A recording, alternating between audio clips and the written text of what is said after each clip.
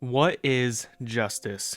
Google defines justice as fair, impartial, and morally right treatment, giving each person what they truly deserve or are due, upholding rights, and restoring balance. Now let's apply that to a villain. Typically, villains have a convincing or personal reason for why they do the things that they do. And the same things can be said about video game villains. And the game of today's discussion is no other than Poppy Playtime, one of the most popular horror games as of recent memory. Now, I've myself just recently played the first 2 chapters. Yes, I know I'm 4 years late. I know. The good thing is though, I'm on chapter 3 right now and was almost done until the game bugged right here, because I died here on accident, and when I went to go back down, the vent would not open. So if for some reason a mob dev is watching this video, then if you could somehow fix the issue, that would be like totally awesome. I play on Xbox, by the way. The main reason why I decided to play this game was for the lore. The gameplay is good, although a bit puzzly. Is that a word? I don't know. Either that or I just suck at puzzle games. Could be either one, honestly. But what struck me about the game was the ever so buildup of the story and the very messed up practices that this factory does, as a way of replacing the human workforce and to also cut the company's costs and future lawsuits, or hell, to even fit the future roles that humans could never do. Playtime Co. initiated the Bigger Bodies Initiative, a long and harsh process that involved turning orphans into toy experiments, forgetting their humanity and abiding by the role that scientists and guests of the company expected them to. But one of those experiments was a bit more advanced than the others. A being that was carefully observed and watched due to the danger that he could cause. And that being's name is Experiment 1006. Also known as the prototype. Just like with other experiments, the prototype is a fellow orphan turned experiment, and the one who took control of the situation and indirectly caused Playtime Co. to shut down for good. And today, I'll be analyzing what makes him such a good and terrifying villain. But not only that, but what makes him the perfect overarching villain throughout each chapter of the game. And, most importantly, what strikes me as the most interesting quality about him is his corrupted sense of justice. And later on in the video, you will understand what I mean. So with all that out of the way, let's begin with... In Chapter 1, after we defeat Huggy and send him down into the depths of the factory, we see a door with a poppy flower drawn over it, with words such as stay back or simply just run. But on the other side of the walkway, we find a tape on the ground, and when we insert it into the VHS player, a man records a log in relation to Experiment 1006. The prototype. The man talks about the experiment's intelligence and that his skill set is similar to other experiments, but this one is a little different, and that certain events are in relation to him. In Chapter 2, after we defeat Mommy Longlegs by turning her into minced meat, the prototype's hand reaches from below a door and scoops up the remains of her. From here, this gave us the insight that the prototype is watching our every move, and that also he is collecting parts of every enemy that we face, building himself into something more dangerous than what we've seen of him thus far. Now is the time where the prototype's influence is far greater than it has ever been. From what we've seen, he's just been spectating, and while he's still doing that in chapters 3 and 4, he's much more involved, especially with chapter 3's main villain, Catnap. Not only is he pure nightmare fuel, like seriously, something about this malnourished and bony cat with this large ass grin just terrifies me. But aside from being just very scary, at the end of the day, Catnap is still a very young child inside, beaten and experimented on all for the sake of Playtime Co.'s dreaming benefits. And when he was still a very young child, the prototype saved him from a near-death incident which turned Catnap into a manipulated and cult-like devoted being, doing everything in his power that would benefit the prototype in some way, shape, or form. That scene of him worshipping the statue he made of the prototype is genuinely unnerving. The way he just stands there and then vanishes when we look back is top-notch. And while I made Catnap to be my favorite showcase of the prototype's influence, there's just one scene in chapter 4 that really sells it for me. The one that had me on the edge of my seat, which was the ending scene that revealed the true identity of someone who seemed to be our ally, which was Ollie.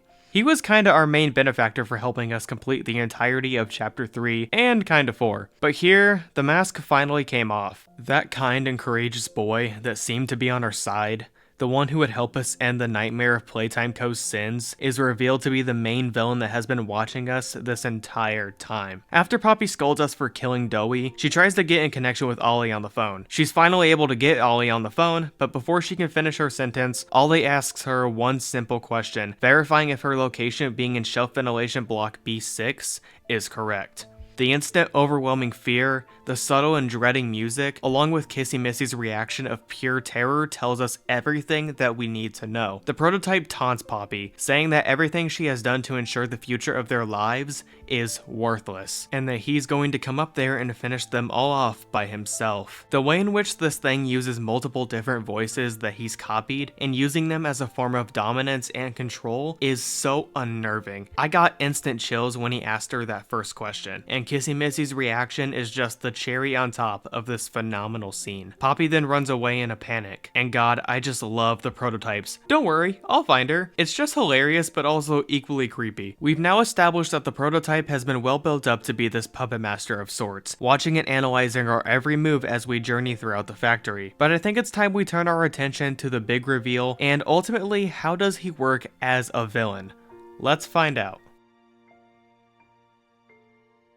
I think one of our biggest questions was on how the prototype actually looked in terms of design, and when Chapter 5 finally dropped, we got our answer. I remember watching playthroughs of YouTubers back in Chapter 2, and ever since that moment of his hand grabbing Mommy's remains, it's left me thinking. And of course, I was beyond pumped to finally see the main antagonist of Poppy Playtime, and that all happens during the tea party scene. After Lily Lovebraids abducts us, we find ourselves, Poppy, and Kissy Missy along with Lily at the table. She begins to show signs of clear jealousy about how Poppy seems to be his favorite and that the special guest is going to be thrilled for today's tea party. Already right off the bat, the tension in the beginning of this scene is established, as Lily doesn't explicitly say the prototype, but certain pronouns to let us know that yeah, we know who she's talking about here. After she picks up Poppy with her hair and begins to chastise her actions and desires, the room begins to shake as something behind the door inches closer. Lily then lets everyone know that the special guest has arrived, along with a laugh that has stuck with me ever since I first watched this scene. Seriously, I love whatever's wrong with her. Anyway, the prototype's hands breach the door, prying it open to reveal the absolutely terrifying design of this thing. Good lord. The way in which this thing's upper half flings around until he twitches his head up to reveal his face is just awesome. He then gets even cooler as he does this little stride, while also addressing his main target, Poppy. He reaches the table,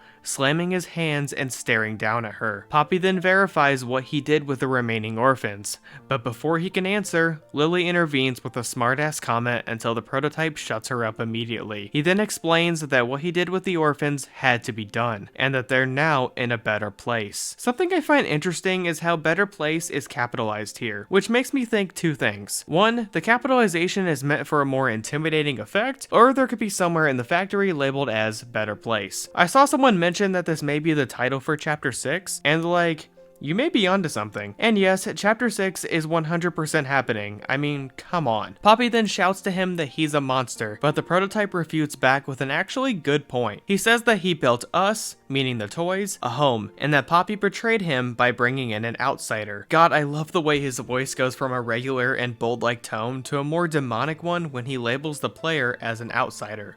So cool, man. Now you're probably wondering what he means by saying that he built them a home, but we'll get to that later. He then picks Poppy up and tells her that she acts like a child because a child is what they made her. Again, for more context, we'll get to this later on. But for now, Poppy yells at him, saying that he's hurting her, but he refutes back again by saying that he'll make her better, until...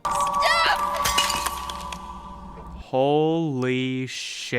One thing that I find interesting here is how he genuinely seems like he didn't mean to break her face, with him even looking at his hand and being like, oh damn, I really just did that. Eventually, after threatening the player, he almost smacks Lily away before Kissy Missy pulls something out of him. I'm still actually kind of confused on what truly happened here. Like, what did she pull out of him? It doesn't matter all that much. I mean, it clearly was enough to incapacitate him for good as he just runs away. Later on, as we're about to get on the train and being chased by a very angry Huggy Wuggy, like, bro, why are you so pissed?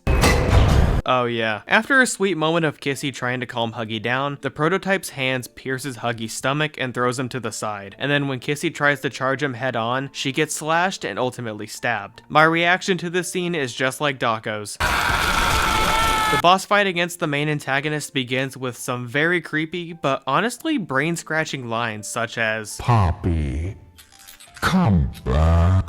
Or, It's futility.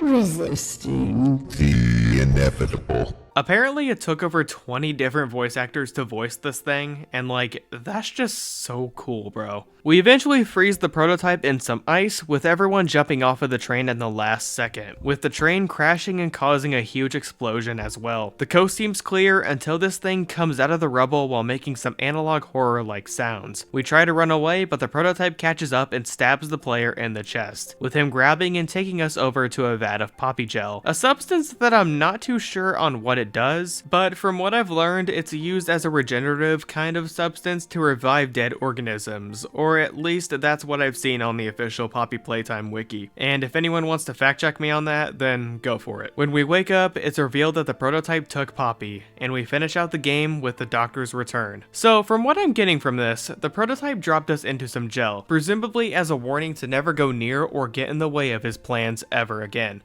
or to possibly turn us into a toy. It could be either one. I mean, he did threaten to turn us, quote, wrong side out. From what we've seen, the prototype is extremely threatening and scary, along with his plans for the future and everyone he seems to control, both directly and indirectly. But also, like, I'm a huge fan of his design as well. I feel like a lot of people don't like the prototype's design, and solely for that reason alone, not how he actually functions as a villain. The concept art is great, but I'm glad it's something not too overcomplicated or too underwhelming. It feels perfectly in the middle, in my opinion. Now we transition to my personal favorite aspect of the prototype, which is...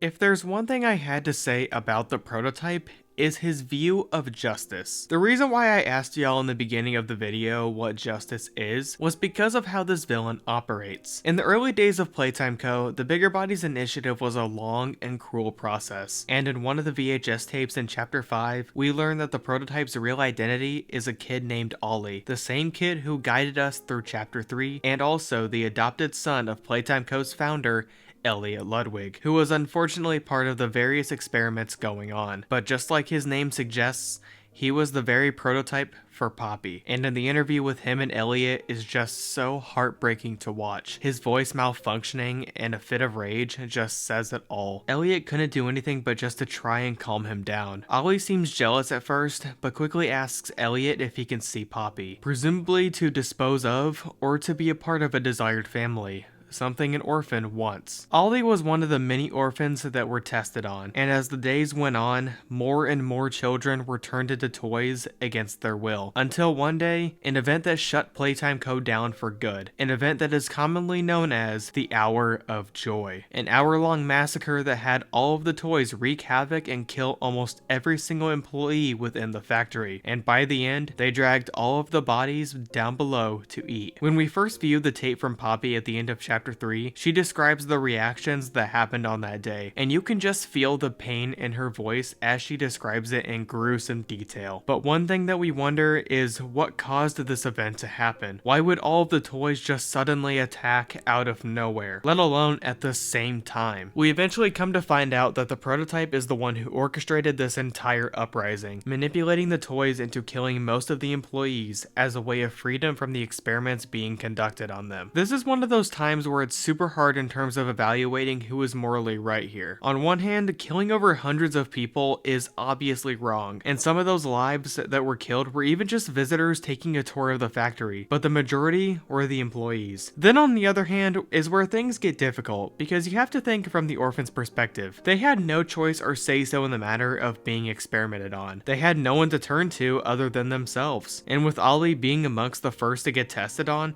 especially being a literal prototype for Poppy, this seemed like the only way of securing freedom out of the endless torture that they endured. At first I wanted to think that Ollie had no other choice, but the more I thought about it, this was definitely his call in the matter. And as the days went on after the Hour of Joy, the prototype rose to power, becoming a leader in the eyes of some toys. Now you might be wondering, why do I only say some? Yes, certain toys who willingly followed the prototype, with them being labeled as his hunters in Chapter 5. But there were also other toys who actively rebelled against his ideals, such as Poppy herself, Doey, or everyone who took refuge inside of the safe haven, of which he killed everyone inside. In one of the tapes in chapter 5, it allows us to hear a random toy that was being interrogated by the prototype, asking where some toys are possibly hiding at. He threatens this toy, with her crying out that she doesn't know. We also learn that this happened after the Hour of Joy, and that the toys ran because they were simply afraid of the prototype's actions. The tape ends with him killing the toy because she simply knows too much, even stating that he looks after and cares for them all, but this one, he just can't let go. Then there's this other tape,